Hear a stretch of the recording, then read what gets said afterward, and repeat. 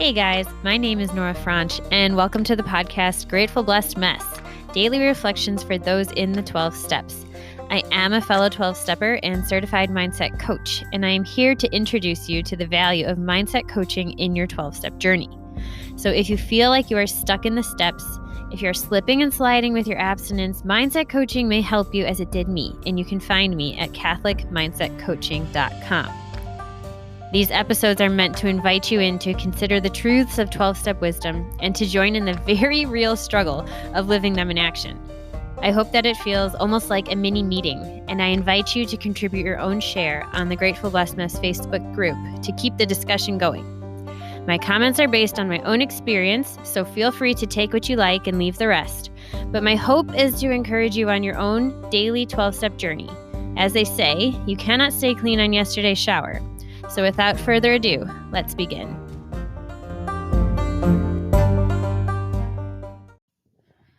All right. I did just want to say really quick that if any of you have been moved or helped by this podcast or have made it part of your daily or pseudo-daily routine, I would love to hear about it. It would fill my heart. Also, you could leave a review on any of those platforms that people listen to, and that would be much appreciated. All right. We have our talk for the day, our quote for the day. Daily Reflections, December 1st. Suggested steps. Our 12th step also says that as a result of practicing all the steps, we have each found something called a spiritual awakening. AA's manner of making ready to receive this gift lies in the practice of the 12 steps in our program. That is from the 12 and 12, page 106 to 107. I remember my sponsor's answer when I told him that the steps were, quote unquote, suggested. He replied that they are suggested in the same way that if you were to jump out of an airplane with a parachute, it is suggested that you pull the ripcord to save your life.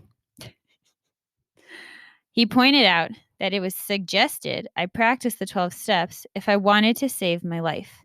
So I try to remember daily that I have a whole program of recovery based on all 12 of the suggested steps. You will hear that a lot in program, that it's a recommendation, it's a suggestion, and it's true. Like I say at the beginning, take what you like and leave the rest. None of this is forced upon you. The entirety of this program is based upon your own willingness, your own free will choice to be here, to call yourself what you are in that first step, and to move forward in the steps. You know, your sponsor is not there to pull you along. My sponsor once told me, if you're working harder than your sponsee, it's a sign that it's not a good fit. I said, okay, thank you very much. It is up to us ourselves, our relationship with a higher power, to do the work. I think that's the only reason why the people who this works for, it works, and that there are very few people who end up staying. Because I think more than ever now, and I could be wrong, but you hear about the golden generation, how they just worked really hard. And they didn't really expect anything of it. That's just what you were supposed to do. You as a human being, you were meant to work very hard. And that just was the way it was, so that they didn't complain. And I think we've gotten to the point in my own current generation and those around me where we have this idea that if something's hard, that I'm doing it wrong, that there must be something wrong here, that something's off. Like maybe I didn't read the directions right and I need to go back. And I think that's one of the biggest lies that we believe about life and about ourselves that hold us back from doing something truly great. And that truly great thing can be, for many people, sticking to their 12-step program. And so if it's hard, that's not an indicator that you're doing it wrong. That's actually probably an indicator that you're doing it right in the beginning. It's like virtue. Virtue, making the right choice, doing the hard thing. It is hard at first. It's hard to choose not to speak when you want to say something that will put someone in their place. You know, it's hard to choose to smile instead of retort. It's hard to maybe choose to be later than you intended to be because you stopped to help something with someone. I can't talk to it with something they're struggling with. It's harder to choose those things. And then as you actually begin to transform your soul, your will, all of a sudden starts to want to do that hard thing. It becomes easy, prompt, and joyful, as you can hear Father Gregory Pine say on his YouTube channel, Pints with Aquinas. Listen to him.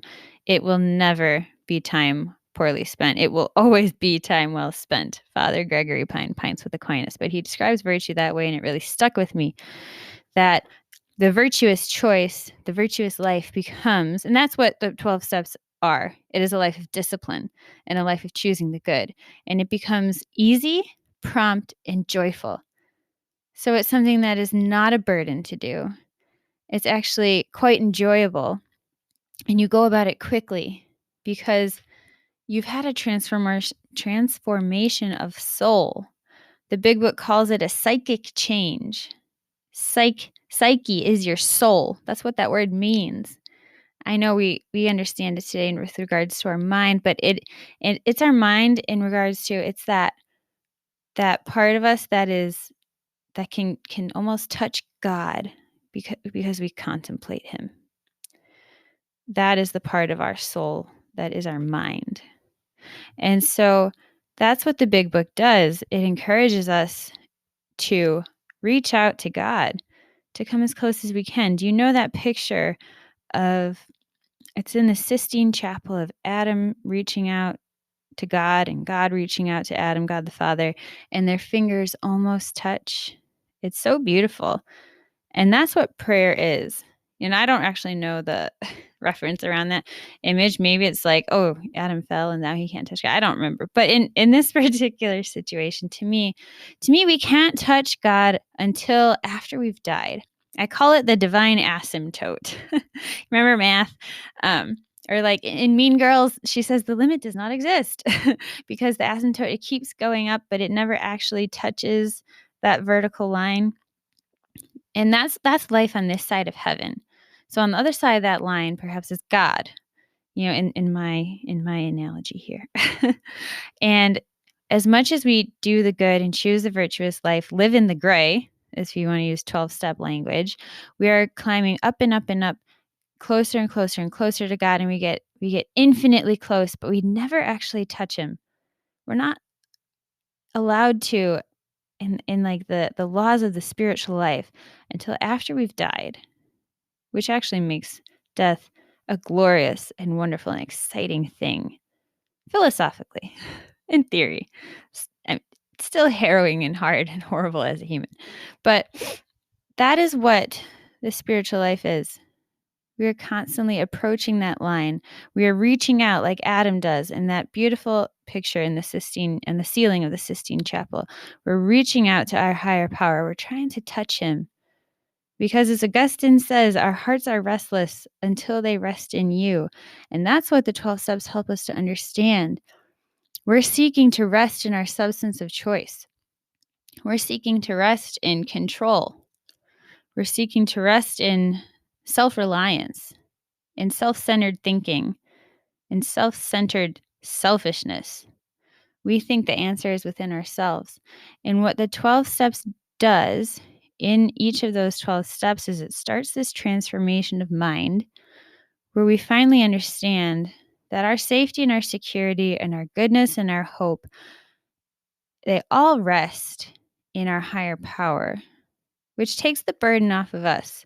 So we can all like drop our shoulders and relax a little bit because it's not about you and it's not about me. It's about him. And so if you remember to do your 11th step today, get quiet and try to bring your mind up to your higher power. You can even have this image of your finger going up and trying to touch him, trying to reach out to him, and he'll reach back. And actually, if you read the Catechism, it says in their section about prayer that that prayer is always a response. We never actually initiate it. because God the Father is always, always running after us, trying to get close to us and trying to bring us close to his heart. So if you're feeling that even subtle desire to get quiet and pray today, know that not only is that a good desire, but that's actually deep down your soul hearing the voice of the Father calling you home, calling you to reach out, to touch fingers and connect. With that, I pass.